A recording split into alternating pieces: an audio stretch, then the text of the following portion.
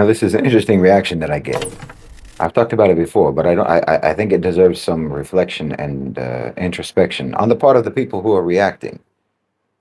I get Westerners, non-Muslims, and so on, who come into the comment section to say, "We're not all like that. You're generalizing too much. There are a lot of good Westerners.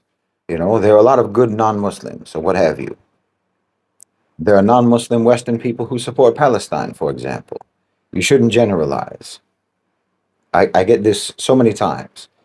This is a strange reaction to me. And frankly, it's suspect. Like you think an exception disproves the rule, not proves it? It's so important to you to be regarded as an exception that somehow you want to deny the collective reality of Western barbarity, which then just calls into question whether you are actually an exception at all. I mean, why are you mad? Why are you triggered by the very true generalization about Western degeneracy and criminality, when if you are an exception, you should be as opposed to it as we are, rather than taking offense at it and acting like because you exist, it isn't fair to say it, you see? You can't even separate defending yourself and your own reputation from defending the West. Like indicting the West means indicting you, and you don't think you deserve to be indicted. You think I'm being unfair to you as an individual because I'm making an indictment against the West collectively. So what? In order to spare you, I'm supposed to not indict the West? In order to spare you individually? I mean, this very attitude is in fact a self-indictment that you, in fact, do identify with that collective so-called civilization and that so-called culture. What are you trying to do when you protest your own individual innocence in this case? You're putting yourself in opposition against the collective indictment, which, if you are individually innocent, you know perfectly well is collectively deserved. I've said it before. The West wants to take collective credit for anything positive that they might have ever contributed to the world, but they want to individualize blame for the innumerable atrocities that they've committed. You want the whole world to admire the West collectively, but you want the world to also be impossibly precise in assigning responsibility for Western wrongdoing. Like you do generalized bombing, but we're wrong if we assign general blame. You inflict collective punishment on Gaza, for example, but we're not supposed to cast collective blame on the West for doing that. In your mind, it's somehow worse to include an innocent man in a generalized accusation against the West than it is to literally kill innocent men, women, children, and babies in Western-backed carpet bombing. I'm sorry, but your feelings are just not that important.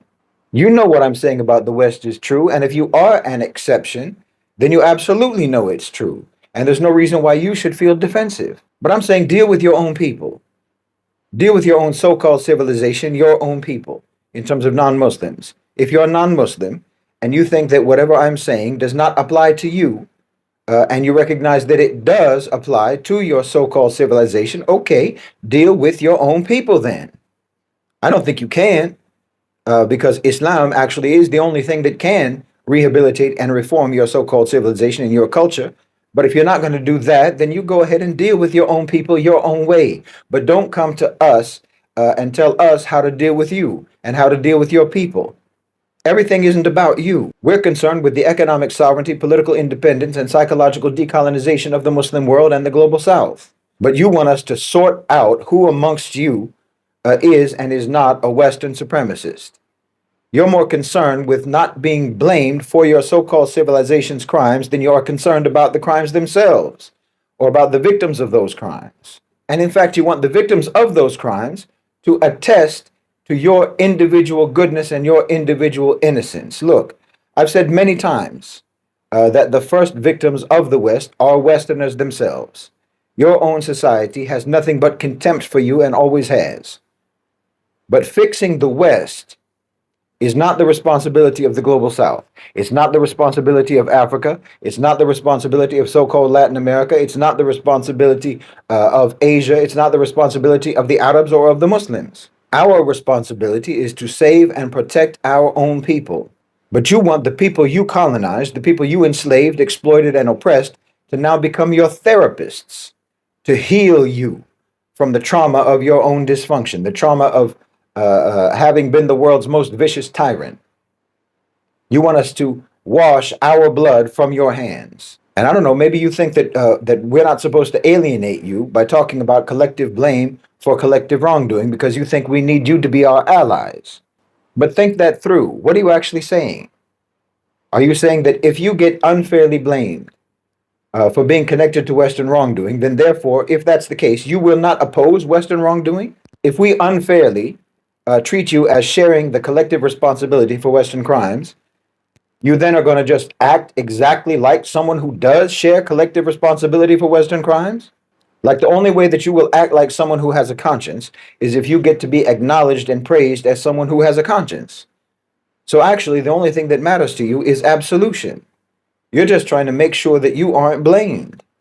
Like, if you think I'm a criminal, then I'll just be a criminal. The only reason to not be a criminal is so that people will tell me how good I am. That's your motivation. Because if you actually had a conscience, if you actually oppose the criminality of Western so-called civilization, if you are actually an exception to the general rule of Western criminality, well, you would be opposed to it regardless of what anyone thinks of you. You'd be motivated by your own conscience. But your primary concern would not be to be thought of as good. Your primary concern would be to be good in reality.